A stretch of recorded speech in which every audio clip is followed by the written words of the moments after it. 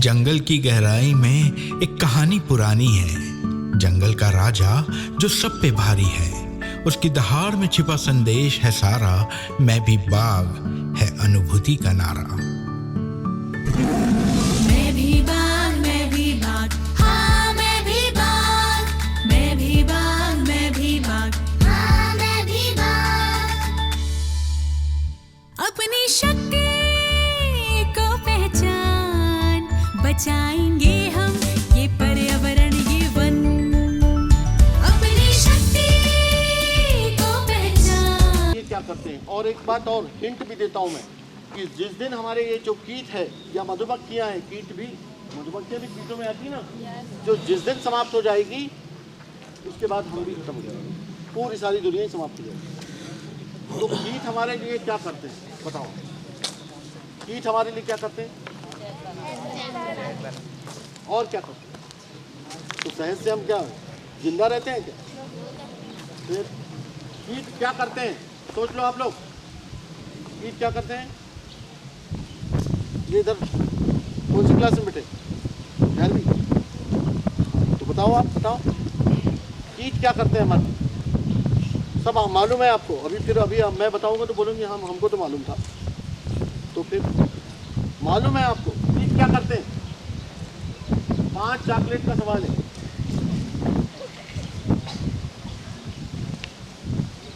कीट क्या करते हैं, नहीं पहुंच पा रहे वहां तक। हाँ बोलो बोलो, ये बच्ची हंस रही थी, बोले हाँ बोलो। नहीं, 5 चॉकलेट गई। और बिल्कुल सरल सा प्रश्न है। जो कीट क्या करते हैं मालूम है, जितनी भी वनस्पतियां हैं संसार में, जितने पेड़ पौधे हैं संसार में, इस पृथ्वी पर जितने पेड़ पौधे हैं है ना, उनमें से 75% पेड़ पौधों का पॉलिनेशन करती है, परागण करती है। परागण, परागण क्या होता है मालूम है, नहीं मालूम, मालूम है कि नहीं। अच्छा, अब ये भी मालूम होना आपको बहुत जरूरी है, परागण, ठीक है ना। प्यारी वाली बेटी, मालूम है आपको परागण क्या होता है, नाम सुना है क्या परागण का, सुना है किसी ने। क्या होता है परागण, परागण क्या होता है भाई, नहीं मालूम। जो जितनी भी वनस्पतियां हैं, पेड़ पौधे, तो नर पुष्प से जो पराग कण होते हैं वो मादा पुष्प की ओरी तक जो पहुंचाते हैं उसको क्या कहते हैं, परागण या पॉलिनेशन। अब समझ गए, याद रहेगा ना। तो कीट क्या करते हैं, यही काम करते हैं। मतलब जिसकी वजह से बीज बनता है, जिसकी वजह से फल बनते हैं। और अगर ये कीट नहीं रहेंगे तो क्या होगा कि बीज बनना बंद, फल बनना बंद, और फिर हमारी भोजन की थाली भी हमसे छिन सकती। ठीक है ना। तो अब कीट का मैं समझ गए। अच्छा, मैंने क्या बताया आपको, जितनी वनस्पतियां हैं उनमें से 75%, यानी 100 पेड़ है तो उसमें 100 पेड़ है मान लो, या 100 करोड़ पेड़ है तो उसमें से 75 करोड़ पेड़ों का पॉलिनेशन कौन करते हैं, कीट। और उसमें से भी आधा कौन करते हैं, फिर वही कहाँ ध्यान, थोड़ा सा उसको सब लोग थोड़ा ऊपर करें। हाँ, ऐसे वहाँ देख रहे हैं तो मैं भी तो देखूँ, नहीं तो आप लोग उधर और नीचे कर इधर भी देखते रहते हैं, है ना। चलिए, अब तो 5 चॉकलेट का सवाल नहीं, मेरे को बताएंगे नहीं आप कहाँ था, मैं कहाँ था के बारे में सब बता रहे हैं। अब तो क्या बोला, हाँ यार इसने बताया। चलो 1 चॉकलेट वो बोला ना, 70% से आधा, तो उसमें से भी आधा हो, पहले उसमें से भी आधा बोले, तो उसमें से भी आधा कौन करता है, मधुमक्खियाँ करती है। कौन करता है, मधुमक्खियाँ। यानी सबसे ज़्यादा परागण कौन करता है, मधुमक्खी। तो अल्बर्ट आइंस्टीन नाम के जो महान वैज्ञानिक हुए, उन्होंने कहा था कि जिस दिन मधुमक्खियाँ समाप्त होगी उसके 4-5 साल बाद में पूरी दुनिया खत्म है ना। तो अब हम क्या कर रहे हैं, कीटों को मार रहे हैं। कीटों को क्या कर रहे हैं हम लोग, कैसे मार रहे हैं, कीटनाशक से मार रहे हैं, है ना, है ना। और प्रकृति ने किसको बनाया उनको मारने के लिए, फटाफट बोलना चाहिए जब इतना पक्षियों को, है ना। तो हमको कीटों को मारना नहीं चाहिए। अब देखिए हम कीटनाशक डाल के क्या क्या खतरा मोल ले रहे हैं। एक तो कीटों को मार रहे हैं, दूसरा जो वो कीटों, उन कीटों को जो पक्षी खाते हैं, पक्षी मर रहे हैं। पक्षियों को भी नहीं मारना है, क्योंकि पक्षी भी हमारे लिए बहुत ज़्यादा उपयोगी है, ठीक है।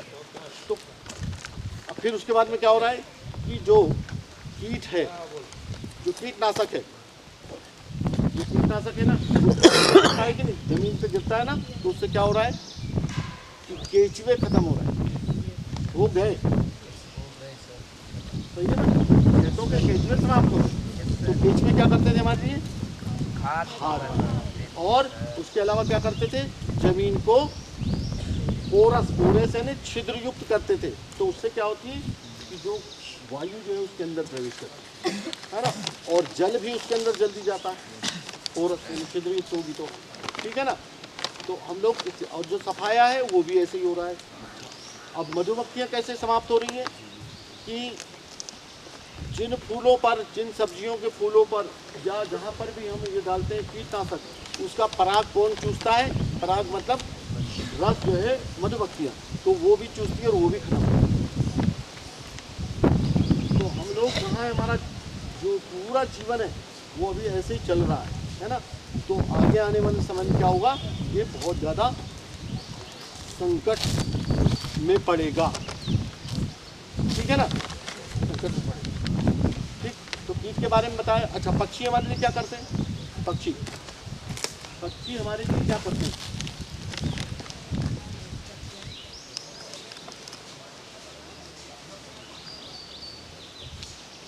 वो कौन सा पक्षी, जरा देख के बता देना, मतलब सोच के रखना। वो उधर पक्षी दिख रहा है, वो जो बैठा है पानी में है, वो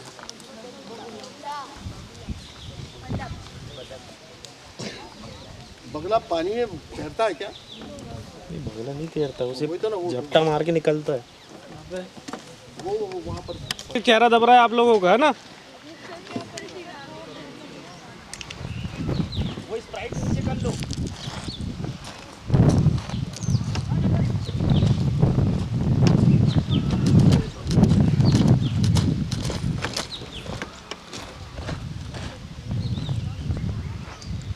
ओके, अरे जाइए राधा।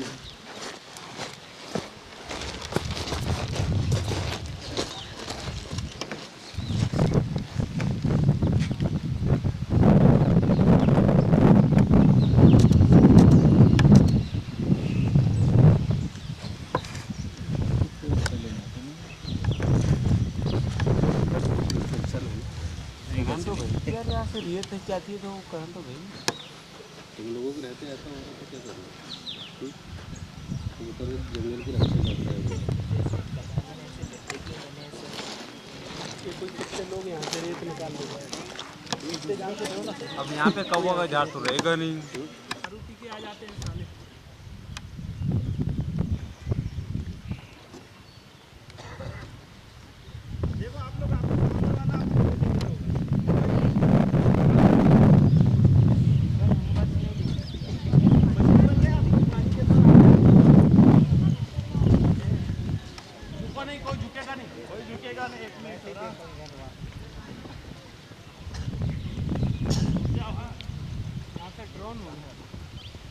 ड्रोन अभी ड्रोन बुलवाएंगे तब एक फोटो और वैसे वो सर एस डी साहब के पास वो लेके चलाना नहीं आता ना, शर्मा जी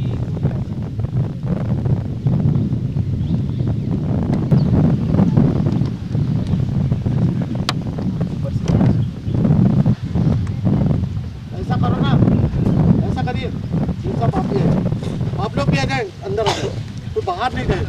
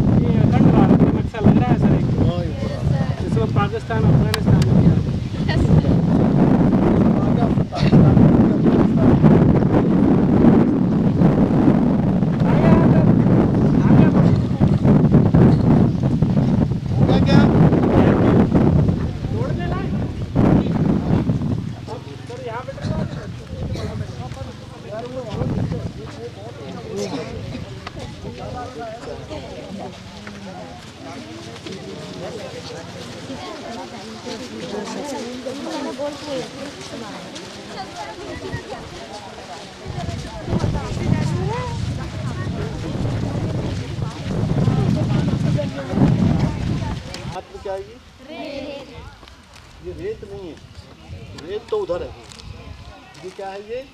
कापू मिट्टी, यानी बहुत ज़्यादा उपजाऊ होती है। ये कहाँ से आई है? बह बह के इधर से आई है। कहाँ से आई है? जो पत्तियों की और जो जीव जंतुओं के मरने से जो खाद बनती है कि नहीं, वो ये खाद इधर आई है ना। अच्छा एक बात बताइए आप, इसको ये जो सबके आंखें में जा रही बड़ी उड़ रही है ना, यहाँ तेज हवा भी चल रही है, तो इसको अपन नीचे है ना। अभी मत झाड़ो, अभी तो और आएंगे, हाथ देखने पड़ेंगे, ठीक है। तो ये कहाँ पर हम बैठे हैं? कापू मिट्टी के ऊपर। अच्छा मिट्टी कैसे बनती है जरा बताओ आप लोग, मिट्टी कैसे बनती है जल्दी बताओ।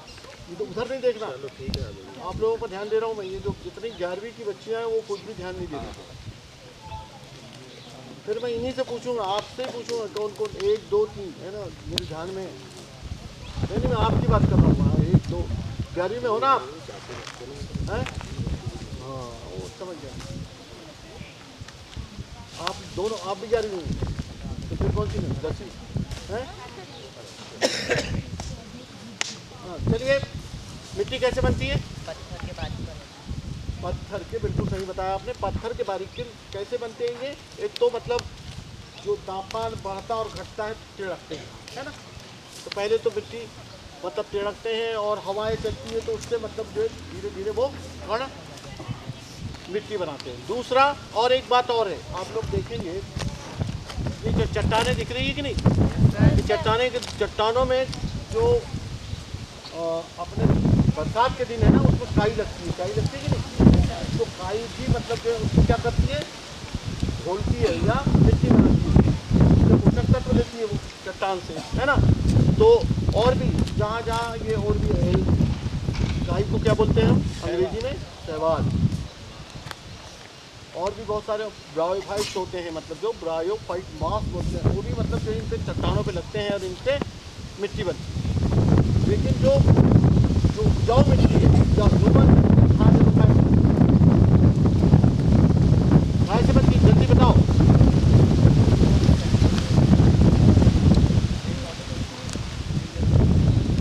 बिल्कुल सही कहा इन्होंने। अब आप लोग बिल्कुल मतलब जीरो है क्या? देखो कुछ भी क्या है? तो आपके डाउट क्लियर हम लोग करेंगे। अभी बताया था आपको, मतलब जो इसके पहले भी बता चुके हैं, ये शर्मा साहब ने भी आपको बता चुके हैं, है ना। आप लोग जो भी आ रहा है वो बोलो, उसमें करेक्शन करके हम कुछ ना कुछ आपको बताएंगे। हम चलो। आपको बताने के लिए आए हैं। चलो 2 चॉकलेट तो ये है ना, एक ये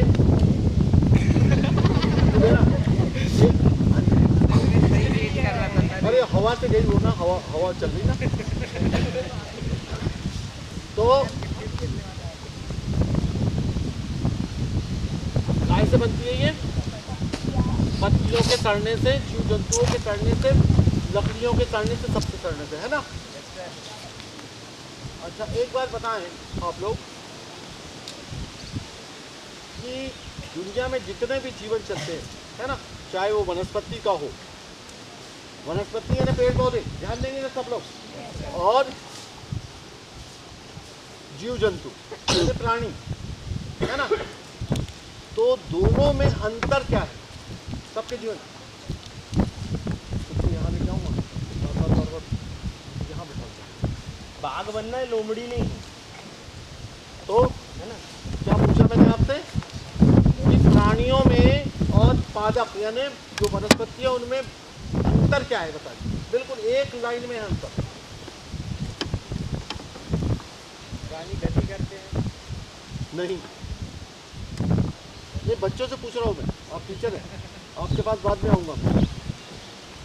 जल्दी बताइए आप, ये बच्चों का मामला है, ये जो बच्चों से ही पूछ रहा है, आप लोगों को जीवन भर याद रहेगा ही। इसका उत्तर उसके प्रश्न में ही होता, कभी भी जीवन में याद रखना। सर ने क्या पूछे उसी में उसका उत्तर छुपा हुआ है। एक बार और पूछिए कि वनस्पतियों में या पेड़ पौधों में और जीव जंतुओं में जो प्राणी हैं उनमें क्या अंतर? एक लाइन, एक अंतर बताइए, महत्वपूर्ण अंतर या सबसे मुख्य अंतर। अरे पेड़ पौधे भोजन अपना स्वयं बनाते हैं, और प्राणी बनाते हैं कि नहीं? अब प्राणी जो है उसके ऊपर निर्भर रहते हैं।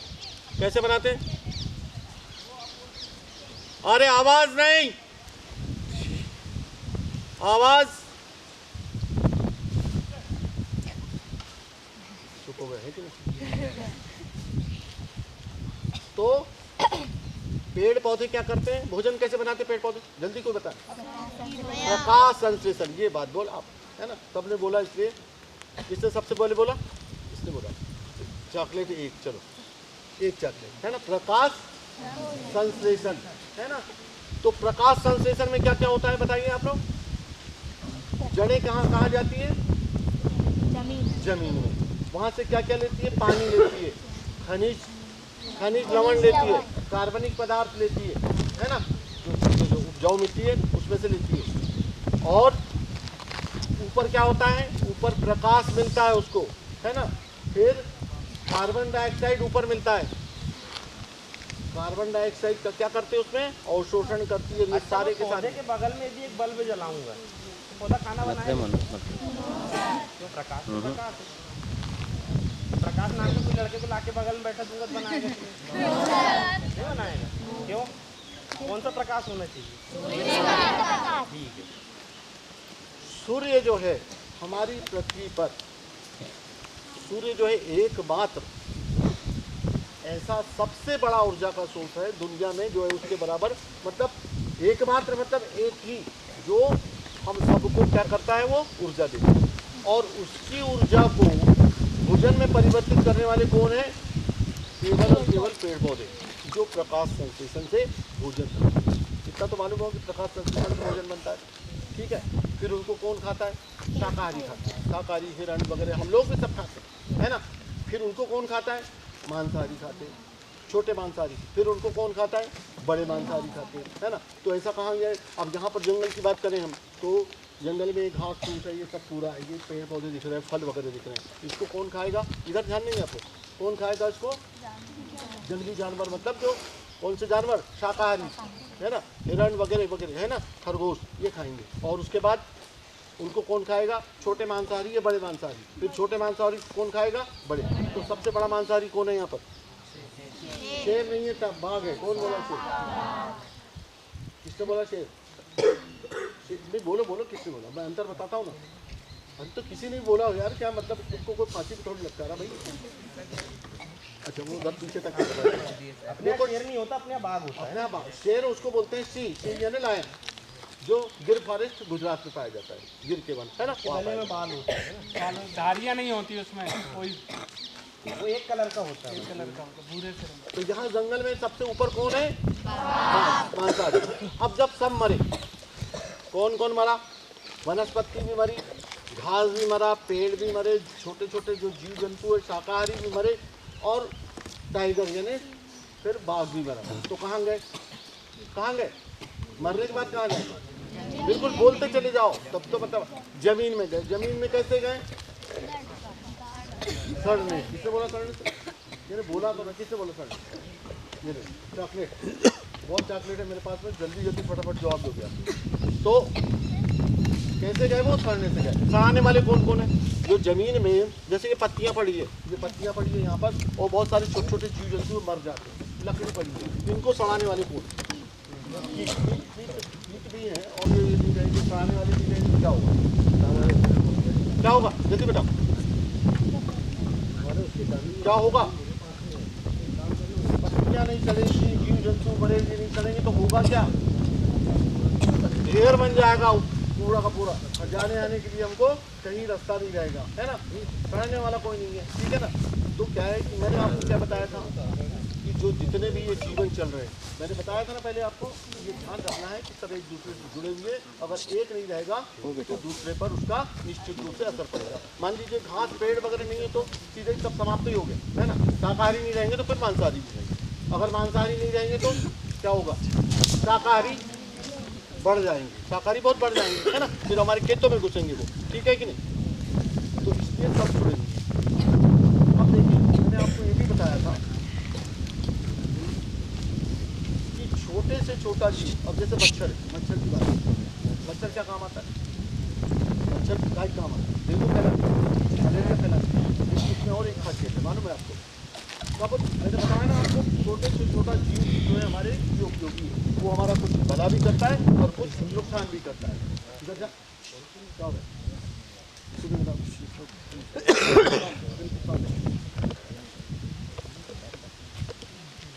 कोई किसी प्रकार की बदमाशी नहीं करेगी, ध्यान रखो। इस बात को सर जो बता रहे हैं उसको सुन लो, क्योंकि आज के बाद कोई तुम्हें बताने नहीं मिलेगा ना, हम भी तुम्हें दोबारा नहीं बुलाएंगे, क्योंकि हर बार हम नए बच्चों को बुलाते हैं। ऐसा समझाने वाले, ऐसे सुनाने वाले ना तुम्हारे टीचर बताएंगे, क्योंकि सर फॉरेस्ट की जानकारी रखते हैं, बच्चों को टीचर भी हैं और फॉरेस्टर भी हैं। इसके बाद तुम्हें कोई ना यहाँ कार्यक्रम में कभी नहीं बुलाएगा और ना कोई तुम्हें कुछ बताएगा। इसलिए सर की बात ध्यान से सुन लो, आज का दिन पहला और आखिरी है, फिर तुम्हें कोई नहीं बताएगा कि दीमक क्या है।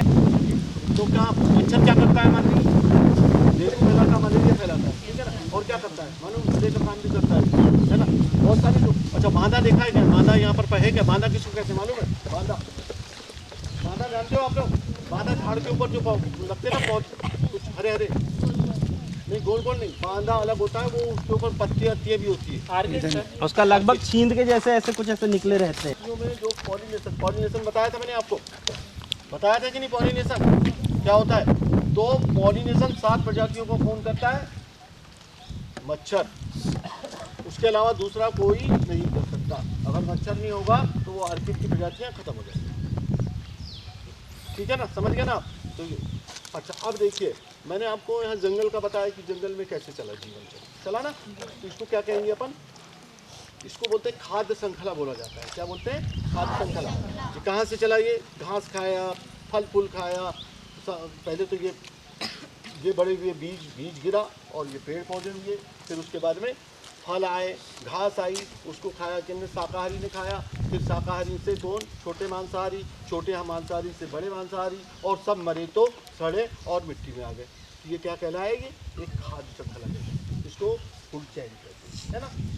फिर चलने लग जाती, मिट्टी बनी और फिर वो फिर चला, फिर पेड़ पौधे में आया, है ना। तो ऐसा चलता है, ठीक है। अब जंगल का बता दिया मैंने आपको। फिर उसके बाद में रेगिस्तान में कैसा चलता है? रेगिस्तान में कुछ चलता ही नहीं जीवन, वहाँ पर तो रेत होती है ना। तो वहाँ सड़ाने वाले जो छोटे छोटे जीव रहते हैं ना, जो माइक्रो ऑर्गेनिज्म, वो तो बहुत मुश्किल से कहीं कहीं रहते हैं, ठीक है ना। तो रेत ही रहते हैं, तो उसमें तो मतलब जो कुछ होना ही नहीं है, तो वहाँ पर कोई जीवन है ही नहीं। तो हम लोग जो सौभाग्यशाली है कि हम ऐसे स्थान पर हैं जहाँ जीवन, हमारा जीवन जो है कैसा जीवन? बिल्कुल खुशहाल जीवन, ठीक है ना। वहाँ पर तो जीवन क्या होता है? रेंगता है वहाँ, कहाँ? जबरदस्ती चलाया जाता है। वहाँ पर कौन चलाता है जीवन? कौन चलाता है जीवन? बताओ तो। ऊँट। किसने बोला? बोला कि नहीं बोला? किसने बोला? इधर किसी ने बोला था। दोनों ने बोला। चलो ये दोनों लो, ये एक और ये दो। ऊँट। वहाँ पर जीवन कौन चलाता है? वो खुद भी जीता है वहाँ पर और दूसरे को भी जीने देता है ना। उसके कारण ही दूसरे जीते हैं, सबसे बड़ी बात है ना। तो वहाँ पर क्या है? जैसे पानी की कमी है तो वो बिना पानी के 30 दिन तक रह सकता है ना। बड़ी थैली में पानी भर के रख सकता है ना, और धूप में चल सकता है वो, ठीक है ना। तो वहाँ की परिस्थिति के अनुरूप वहाँ, लेकिन सबसे ऊपर कौन सा मांसाहारी है? वहाँ पर वो होता है, क्या बोलते हैं उसको? खायला जर्रत, या क्या कहते हैं, लकड़ा पक्का, और चील वगैरह, ये ऊपर चील, गिद्ध वगैरह, ये सबसे ऊपर के मांसाहारी, ठीक है ना। अच्छा, गिद्ध के बारे में, जो गिद्ध होता है ना, वो ध्यान से सुनिएगा, गिद्ध जो हमेशा मरे हुए जानवर का मांस खाता है। चील जो है क्या करता है? शिकार करता है, ठीक है ना। चील किसका शिकार करेगा? सर्प का करेगा, छिपकली और भी ऐसे रेंगने वाले प्राणी उनका शिकार करता है। मवेशी को भी खाता कि नहीं गिद्ध? जैसे जानवर मर जाता गांव में तो अपन ले जाके छोड़ते हैं, इसलिए उसको जंगल का सफाई कर्मी भी बोलते हैं ना। अच्छा, गिद्ध यहाँ पर किसी ने देखा है क्या? गलत कह रहे हो आप, ये कहाँ नदी के किनारे गिद्ध है? मैं तो देखा हूँ, मैंने देखा था इसको, मैंने देखा हूँ। जो ज़्यादा मतलब जो ऐसे वाले क्षेत्र है ना, जहाँ पर मतलब खड्डे, खो बोलते हैं ना, उनमें ये इसमें होगा, लिलाही में होगा अभी। हाँ, इसमें उसके नीचे वाले भाग में यहाँ पर गिद्ध है ना। तो गिद्ध जो है, क्या गिद्ध जो होते हैं ना, वो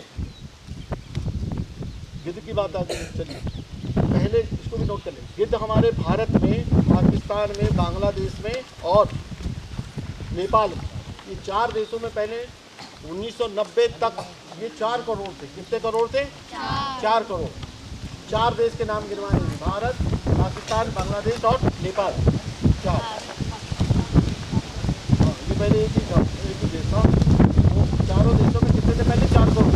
यानी अब कितने हैं? 1 लाख, है ना। इसको प्रकृति की सफाई करके बोलते हैं। मर रहा है गिद्ध, गाय से मर रहा है गिद्ध। गिद्ध की बात चलिए, गिद्ध गाय से मर रहा है। पूरी दवाई से तो कहाँ उसको, कहाँ गिद्ध को।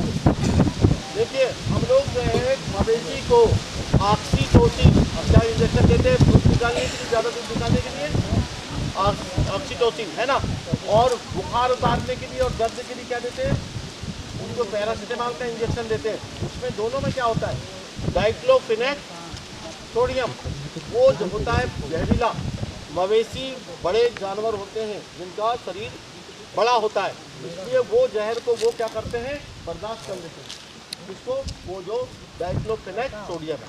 यानी कुल मिला के जो मैंने दोनों नाम बताए ना, पैरासीटामोल अपन भी बुखार में जो खाते हैं ना, अगर अपन लगातार उसको खाएं तो हमारी भी किडनी फेल हो जाएगी, जहरीला है, ठीक है ना। तो जब मरता है, जब कोई भी मवेशी मरता है तो मरे हुए जानवर का मांस कौन खाता है? कौवे भी खाते हैं और गिद्ध भी खाता है ना। और जब पहले क्या हुआ करता था कि हमारे गांव में कोई भी जानवर मरता था तो ऊपर ऐसे गिद्ध मंडराते थे। अभी भी किसी किसी गांव में देखे हैं मैंने। अभी आपको पता नहीं कौन सी जगह गया था मैं, शायद मेरा ख्याल विश्वा में देखे वो गिद्ध मंडराते है ना। तो उनको मालूम हो जाता कि यहाँ जानवर मर गया। और वो फिर उसके बाद में जैसी पहले तो ये परंपरा थी कि उसका चमड़ा निकाला जाता था, उसके बाद वैसे ही छोड़ दिया जाता, तो चील उसको गिद्ध जो है उसको पूरा खा लेते। लेकिन अब वो क्या करते हैं, गिद्ध जैसे उनको उस जानवर के मांस को खाया तो वो खाने के बाद में उनकी किडनी फेल हो जाती है और मर जाती है। तो इसलिए ये कम हो गया। पहले गिद्धों की संख्या बहुत ज़्यादा कम हो रही है, ठीक है। तो अब अपन कहाँ थे कि अपन बता रहे थे कि जंगल में कैसे चला? बाघ ऊपर, सबसे ऊपर बाघ आया। रेगिस्तान में कौन आया? फिर बर्फीले स्थान में कौन आएगा सबसे ऊपर? मांसाहारी। कौन आएगा मांसाहारी? वहाँ पर स्नो लिपर्ड मतलब बर्फ में रहने वाला तेंदुआ, है ना। और वहाँ पर पोलर बियर यानी रीछ, भालू, सफ़ेद रीछ, वहाँ सबसे ऊपर आएगा, ठीक है ना।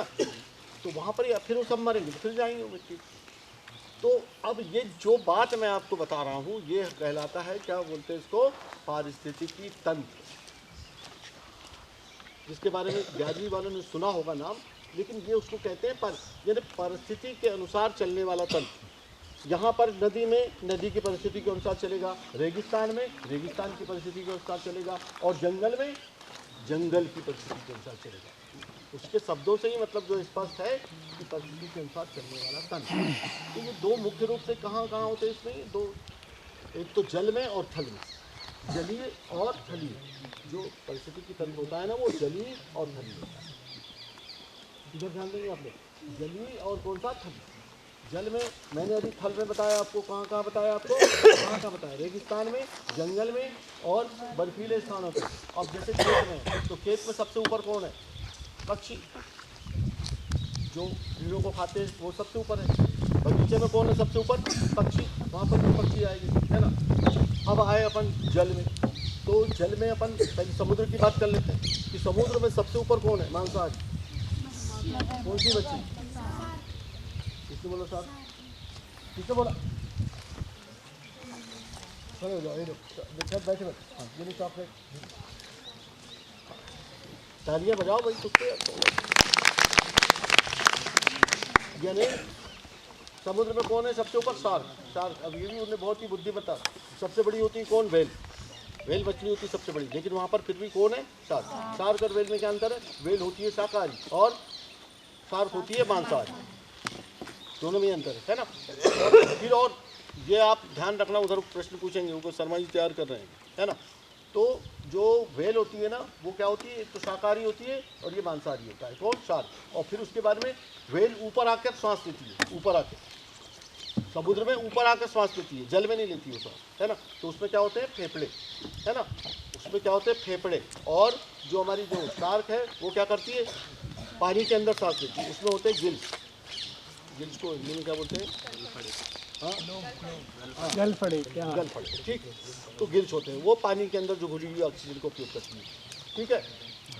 जो जलीय जंतु जो पानी के अंदर सांस लेते हैं उनमें गलफड़े होते हैं, और जो जलीय जंतु ऊपर आके सांस लेते हैं उनमें क्या होते हैं, फेफड़े होते हैं। फिर क्या है कि व्हेल जो होती है वो स्तनधारी होती है, मतलब वो बच्चे देती है। शार्क तो होती है जो अंडे देती है, ठीक है ना। ये तीन चार उसमें अंतर है, ठीक। फिर ये सब अच्छा मालूम है आपको कि समुद्र से जो है हमको 80% यानी दुनिया की 80% ऑक्सीजन वहाँ से मिलती है। कितनी? वहाँ पर भी बहुत सारी, नीचे बहुत सारी वनस्पतियाँ हैं, काई वगैरह, जो बहुत सारी वनस्पतियाँ, ठीक है ना। तो उससे भी हमको मतलब ऑक्सीजन मिलती है। वहाँ पर भी वो चलता है, पूरा जीवन चक्र चलता है पूरा, ठीक है। फिर नदियों में जैसे चंबल में मगरमच्छ है और घड़ियाल है, दोनों है वहाँ पर, घड़ियाल और मगरमच्छ, है ना। और फिर उसके बाद में सबसे ऊपर है वो, चंबल है तो नीचे, है ना। यहाँ पर कौन है सबसे ऊपर? बड़ी मछली? अरे यहाँ कहाँ, यहाँ पर तो कतला होगी, इतनी मोटी कतला होगी यहाँ पर। क्या नाम से लीलाई जिसमें कतला मिलती है ना, कतला या रोहू, दो में से कोई भी होगी। कतला इतनी बड़ी बड़ी होगी, तो नीचे दो है ना, तो उसमें अभी वो निकलती चली जाएगी, निकल ही नहीं पाती, रानी का सर है ना। तो वो सबसे बड़ी है। अब वो भी क्या है कि अब उसको कौन पक्षी कहाँ से उठा पाएगा? रीछ इधर होता नहीं, वो तो रीछ खा जाता है उसको, ठीक है ना। तो सबसे ऊपर तो कौन सी कहलाई भाई? छोटी मछली को बड़ी मछली खा जाती है ना, तो कौन सी कहलाई? यहाँ पर कतला। और जो छोटी मछलियों को खाने वाले कौन? बहुत सारे पक्षी, तो पक्षी भी यहाँ ऊपर आएंगे सबसे ऊपर, ठीक है ना। अलग अलग जहाँ जैसा मतलब जल में अलग चलता है, अलग प्रकार से ही, ठीक है ना। और मैंने आपको बताया, जैसे मान लीजिए हम इसमें सॉल्यूशन डाल दें, यानी कोई केमिकल डाल दें, तो क्या होगा? अगर मान लो कोई केमिकल जहरीला डाल दे तो क्या होगा कि जीवन इसमें समाप्त हो जाएंगे बहुत सारे, है ना। तो बहुत सारे जलीय जंतु ऐसे होते हैं, जैसे हम मतलब जो हमारी जो नदियाँ हैं इसमें हम खखारते हैं, या मतलब और भी बहुत सारी गंदगी डालते हैं, तो वो खा लेते हैं, ठीक है ना। तो जल मतलब जो नदी के जल को शुद्ध रखने वाला कौन है? जो जलीय जंतु है वो है ना। अगर जलीय जंतु नहीं रहेंगे, मर जाएंगे, तो वो जल वहाँ का पीने लायक या सिंचाई लायक नहीं है, ठीक है ना। अब तो जान लिया आपने कि ये हमारा जीवन जो है ना, पूरे सबका जीवन कैसे चलता है ना। अब इसमें ये भी जान लिया आपने कि जैसे मान लो मांसाहारी नहीं रहे तो शाकाहारी बढ़ जाएंगे, है ना। और फिर कौन कौन, जैसे मान लीजिए सर्प नहीं, सर्प कैसे क्या करता है, कीटों के बारे में जान लिया आपने, पक्षियों के बारे में जाना, ये सब जुड़ा हुआ है पूरा एक दूसरे से। पूरा एक धरती में जितने भी प्राणी हैं, जितने भी वनस्पतियाँ हैं, सब एक दूसरे से जुड़ी हुई हैं। एक के बिना दूसरे का जीवन संभव नहीं है ना। तो मेरे ख्याल है हो गया।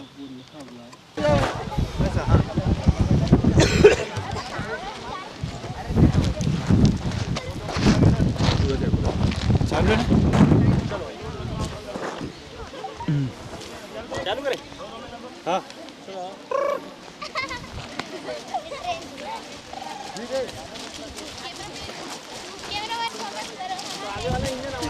ऐसा करते चलो, बाय बाय।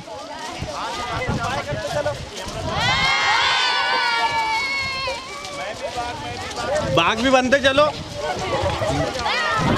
मैं भी बाघ बोलते जाओ, मैं भी बाघ करके बोलते जाओ, मैं भी बाघ।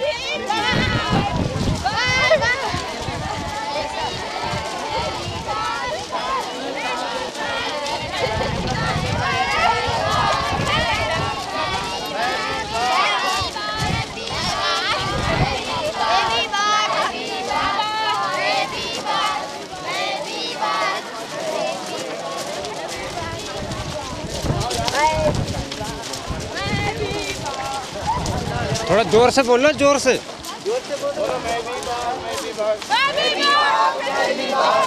अरे टीचर लोग भी बोलो। टीचर लोग बाघ नहीं है क्या?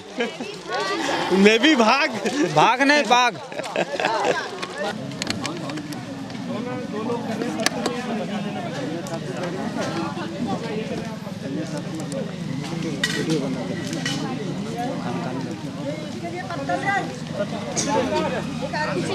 खड़े रहो, देखते रहो, काम क्या करना है। देख के नीचे देख के चलता रहे। बाजू में उसके पास डबल है, एक ही है, डबल लो तो वापस वही लो। कौन ला रहा है वही?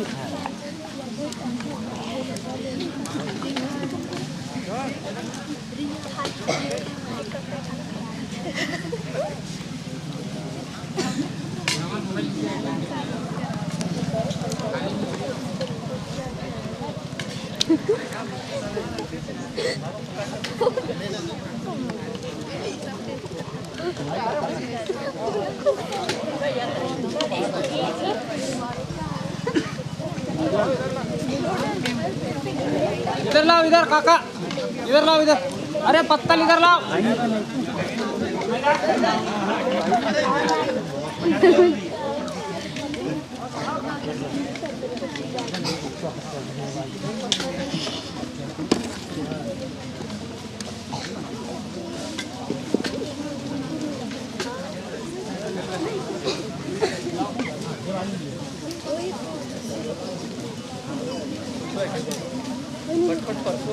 उसमें क्या है?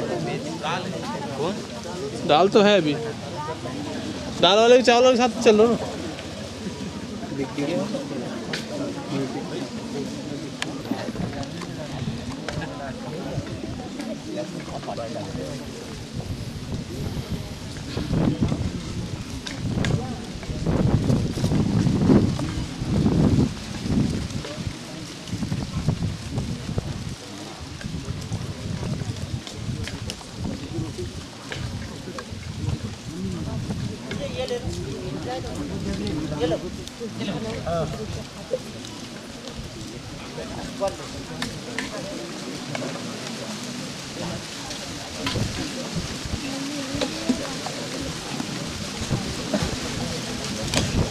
ले भाई ये।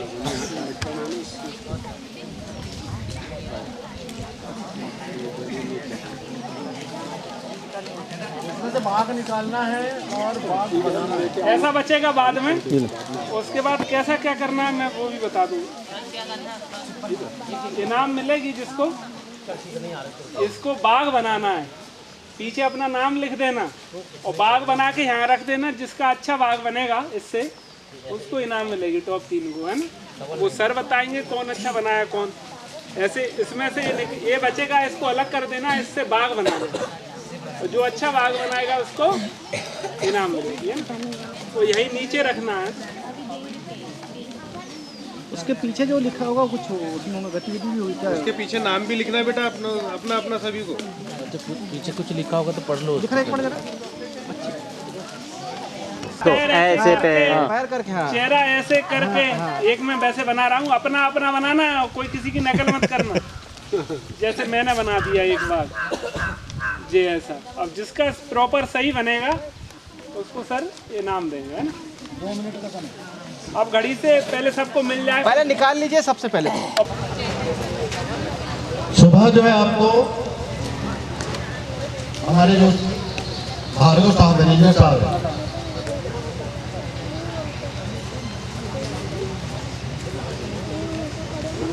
किधर किधर बताया था ना आपको, बिजली पंखे बंद करना, लाइट बंद करना और पानी की बचत करना, बहुत सारी चीजें। ठीक है,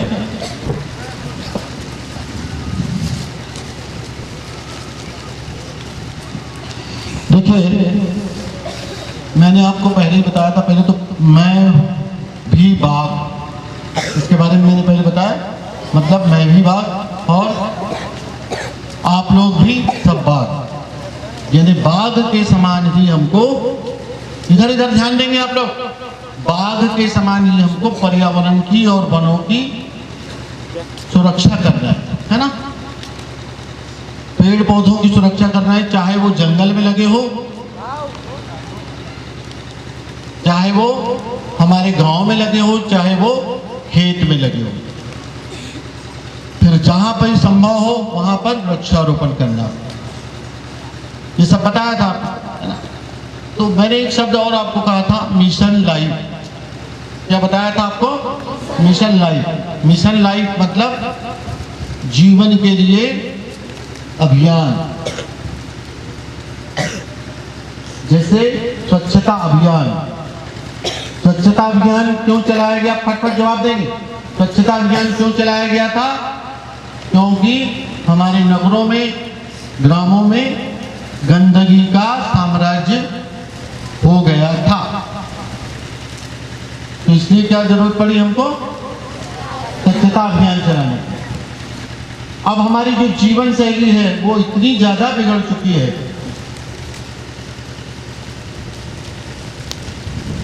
जैसी चलना चाहिए उसके एकदम उल्टी चलती है ना।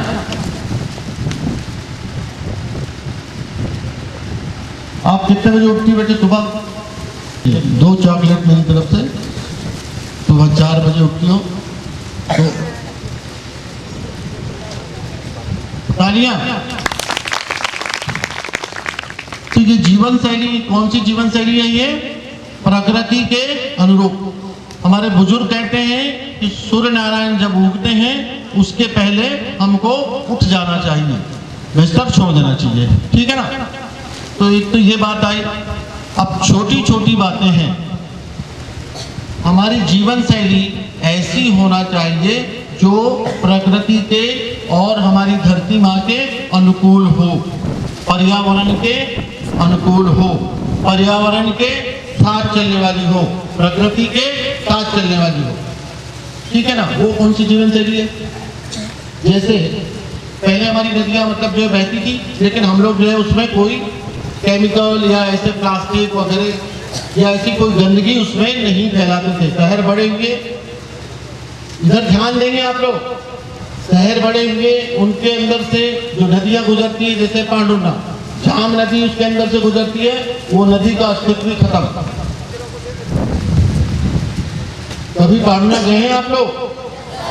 जाम नदी को देखा है? जाम नदी बड़ी नदी है, लेकिन वहां पर हमको बहुत छोटे नाले के रूप में दिखाई देती है। तो नदियों को बचाना हमारा परम कर्तव्य है। अगर नदियां बचेगी तो हम लोग बचेंगे, अन्यथा हमारा जीवन खतरे में पड़ जाएगा। तो हमको नदियों में प्रदूषण नहीं करना है और नहीं होने देना है, ठीक है ना।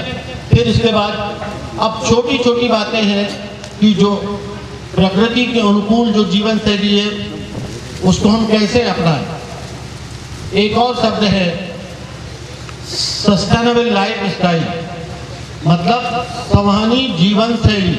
और सरल करता हूं मैं इसको, ऐसी जीवन शैली जो हमेशा हमेशा चले, अच्छे से चले, ठीक है ना। तो अच्छे से कब चलेगी?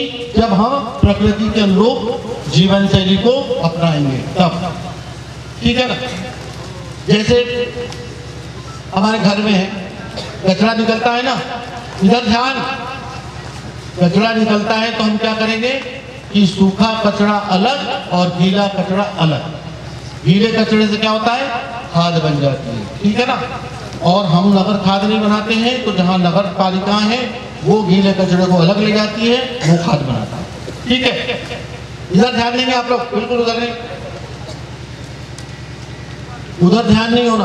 उधर क्या हो रहा है? बिल्कुल नहीं।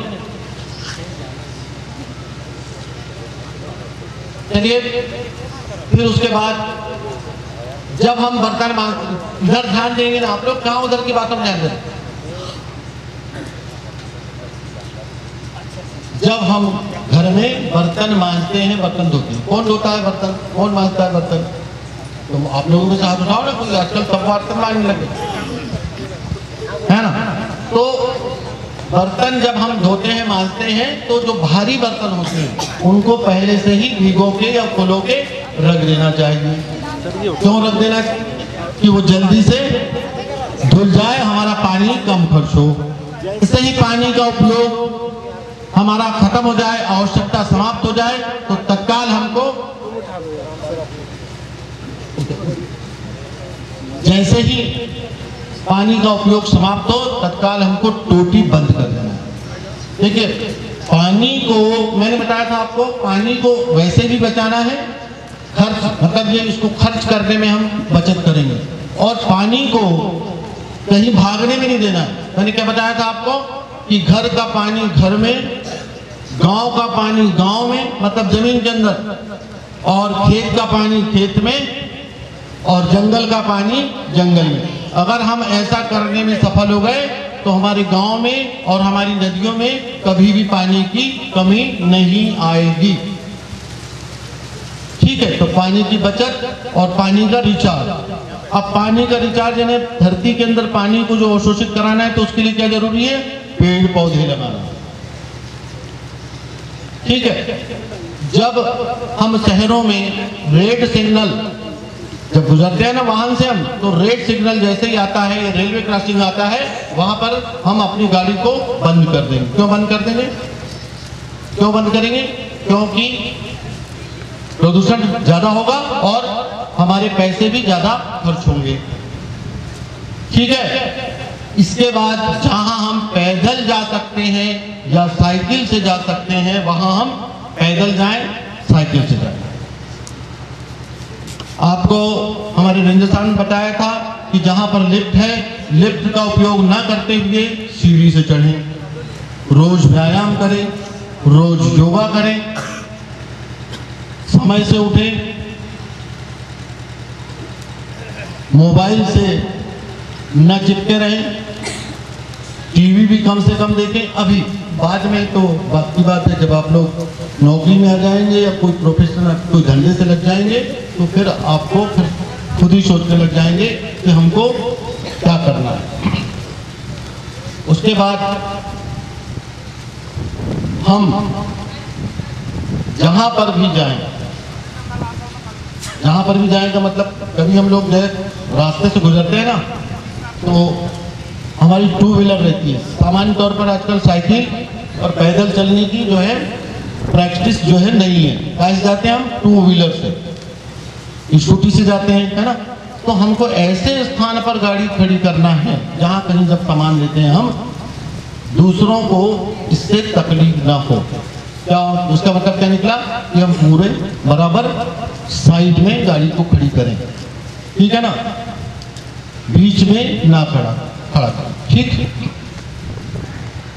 बहुत सारी छोटी छोटी बातें हैं जो हमको ये जो जीवन शैली है, जो पर्यावरण के अनुकूल जीवन शैली है, इसमें अपनाने वाली बात आती है।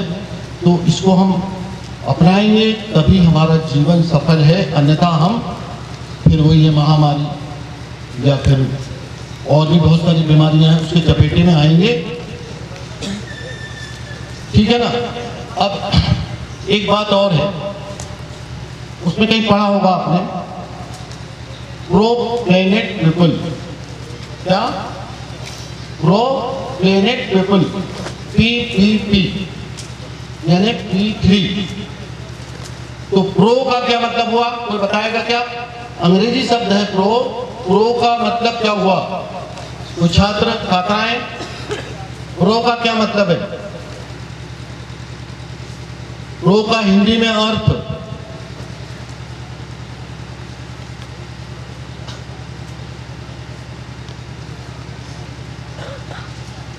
तो ये मिशन लाइफ चला था, तो आपके स्कूल में आया था क्या कार्यक्रम? मिशन लाइफ ये पिछले साल से, ये 22 जून 2021 का से मतलब इसका शुभारंभ हुआ था मिशन लाइफ का। चलिए, प्रो का मतलब होता है अच्छा या साथ देने वाला। इधर बच्चों, प्रो का मतलब होता है अच्छा या साथ देने वाला। प्लेनेट का क्या मतलब होता है? पृथ्वी यानी ग्रह, और पीपल यानी लोग, यानी हम लोग। यानी क्या हुआ कि जो पृथ्वी के साथ चलने वाले लोग, पृथ्वी के लिए अच्छे लोग। अगर हम जो मैंने बताया आपको ऐसी जीवन शैली अपनाएंगे तो निश्चित रूप से आप प्रो प्लैनेट पीपल या पृथ्वी के लिए अच्छे लोग कहलाएंगे। और हमको क्या बनना है? पृथ्वी के लिए अच्छे लोग। धन्यवाद।